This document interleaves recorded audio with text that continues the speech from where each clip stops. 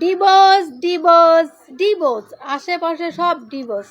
আসসালামু আলাইকুম। গুরুত্বপূর্ণ কথা বলবো, কথাগুলো মনোযোগ দিয়ে শুনবেন, ঠেলা মেরে উপরে উঠে দিয়েন না প্লিজ। কথা হলো এই যে উড়া ভাষা শুনতেছি দেশে নাকি আইন পাশ হয়েছে যে মেয়েরা ডিভোর্স দিলে মেয়েরা টাকা দেবে, ছেলেরা ডিভোর্স দিলে ছেলেরা টাকা দেবে। ও ফাইন, আমার পছন্দ হয়েছে, আমি একমত। এরকম যদি চলতে থাকে তাহলে মেয়েরা ডিভোর্স দিতে পারবে না ও ছেলেরাও ভয়তে ডিভোর্স দেবে না। কারণ একা ছেলেরা কেনই করবে, ভোগ করবে, মেয়েরাও করুক।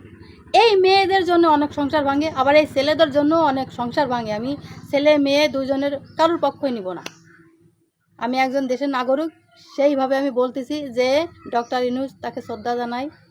সে ঠিক সিদ্ধান্তই নিয়েছে যে মেয়ে ডিভোর্স দিলে মেয়েরই টাকা দেওয়া লাগবে। ধন্যবাদ আপনাকে।